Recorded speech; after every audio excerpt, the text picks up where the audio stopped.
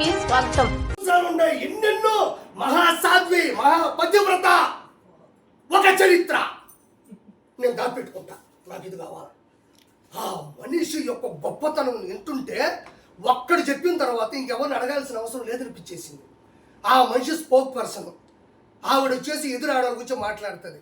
నువ్వు ఒక అమ్మవే కదా, నువ్వు బిడ్డను కనేటప్పుడు 9 నెలలు ఒక బిడ్డని లోపల మోసుంటావు కదా, నీకు సిగ్గులే మాట్లాడేటప్పుడు? ఎదురు ఆడవాళ్ళు కూర్చోమంటప్పుడు నీకు సిగ్గులేదా? నీ గురించి నేను మాట్లాడతా, నీ పిల్లకాయలు పెళ్ళిళ్ళు అవుతాయా?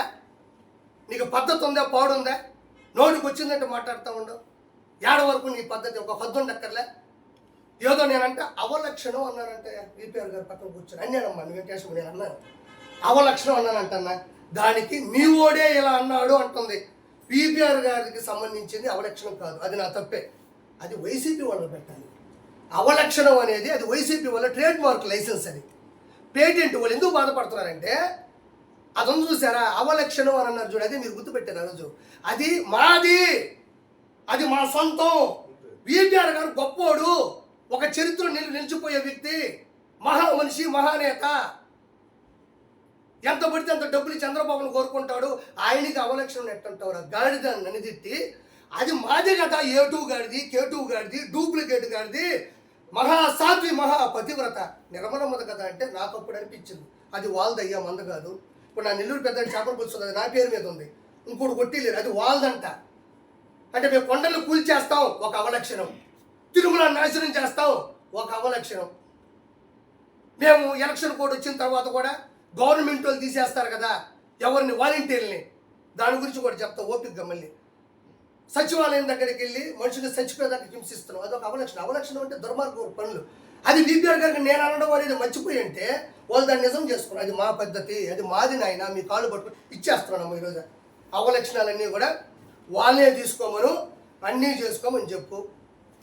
మేమంట స్థానికంగా లేని వాళ్ళు వచ్చి మాట్లాడుతున్నాం. ఈ మహాసాధ్వి అంటుంది. మహాతల్లి అమ్మ తల్లి, నేను ఒక మాట మాట్లాడుతున్నానమ్మా. నా తోబుట్టువు, నా సోదరి, నా అక్క శ్రీరెడ్డి నా గురించి బండబూతులు తిట్టినా కూడా నేను తిరిగి ఒక్క మాట కూడా మాట్లాడినా. నన్ను, నా కుటుంబాన్ని తిట్టింది.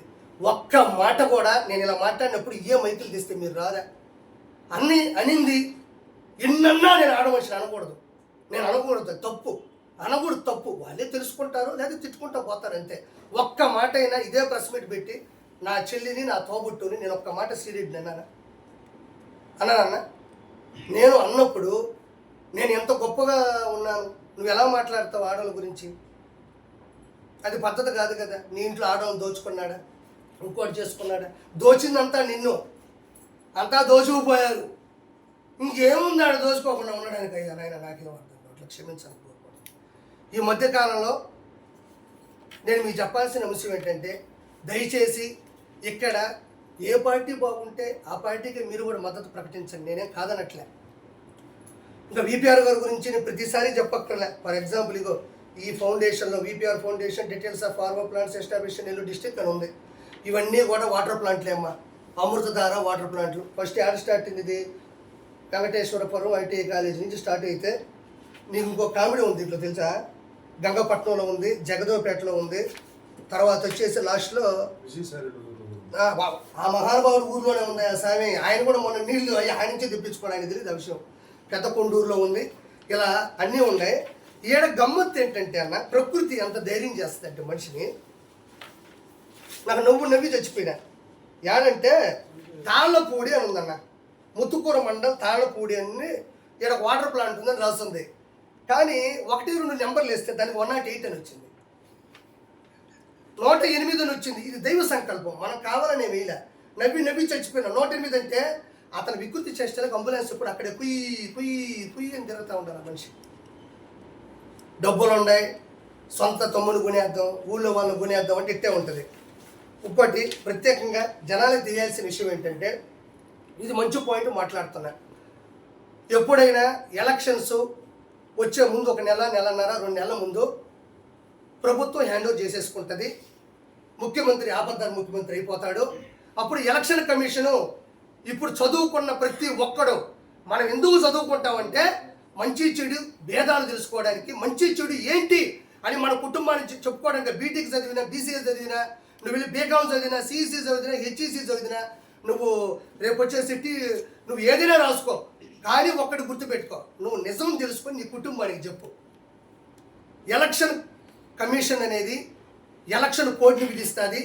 ఎలక్షన్ కోడ్ విధించిన తర్వాత వాళ్ళు అప్పటి వరకు సుస్థిరంగా ఉండేటి, స్థిరత్వంగా ఉండే ఎవరైతే ఎస్పీలు ఉంటారో కూరుకుపోయి వాళ్ళని బదిలీలు చేస్తారు. కొంతమంది గవర్నమెంట్ అధికారులను బదిలీ చేస్తారు. అదే భాగంలో జగన్మోహన్ రెడ్డి పెట్టినటువంటి గవర్నమెంట్కి సంబంధం లేకుండా ప్రైవేటీకరణలో ఉండేటువంటి జనాలకి అతి దగ్గరగా ఉండే వాలంటరీ వ్యవస్థను కూడా ఈసీ తొలగించడం జరిగింది, తొలగిస్తుంది కూడా. ఎందుకంటే ఇప్పుడుండే ఎలక్షన్స్లో కొన్ని మాటలు చేరువేయచ్చు, డబ్బులు సంబంధించి ఏదైనా కూడా డైరెక్ట్గా వాళ్ళ అటాచ్మెంట్ ఉండకూడదు. అంతేందుకు గవర్నమెంట్ అధికారులే క్యాంపెయిన్ జరిగేటప్పుడు ఉండకూడదు. ఉండొచ్చా? క్యాంపెయిన్ జరిగేటప్పుడు గవర్నమెంట్ అధికారులు కానీ గన్మ్యాన్లు కానీ ఎవరన్నా దానికి సంబంధించిన ఎవరైనా అక్కడ ఉంటే ఇమీడియట్లీ సస్పెండ్ చేస్తారు. అలానే వాలంటీర్లు తీసేసినారు. చంద్రబాబు నాయుడు చేతిలో ఉండదమ్మా, గ్లాసు చేతిలో ఉండదు, బీజేపీ చేతిలో ఉండదు. ఇది స్టేట్ గవర్నమెంట్కి సంబంధించిన ఇష్యూ కాదు. ఇది అందరినీ తీసేసి పక్కన పెట్టేసిన తర్వాత ఈ మనిషి ఏమో నాటకాలు ఆడినాడంటే వాలంటరీ వ్యవస్థని చంద్రబాబు నాయుడే తీసేశాడు. ఈరోజు ఒకటి చెప్తున్నా, సొంత బాబాయినే గొడ్డలతో నరికించిన నువ్వు అవినాష్ రెడ్డిని పట్టుకోవడానికి సిబిఐ బలగాలు ఆ ప్రదేశానికి వెళ్తే కాపు కాస్తే గస్తీ కాస్తే అతన్ని జైలుకు తీసుకెళ్ళనీయకుండా కాపాడిన నువ్వు వాలంటరీ వ్యవస్థను కాపాడుకోలేవా? గొడ్డలతో నరికిన మనం తెలుస్తుంది. సిబిఐలు పడిగాపులు పడినా కూడా నువ్వు అవినాష్ రెడ్డిని జైలుకి పంపించలేకపోయినావు. అంటే తీసుకొని జనాలు దీన్ని తీసుకెళ్లాల్సిందిగా మనస్ఫూర్తి కోరుకున్నాను. ఆడవాళ్ళ జోలికి రావద్దు. Thank you so much. Okay.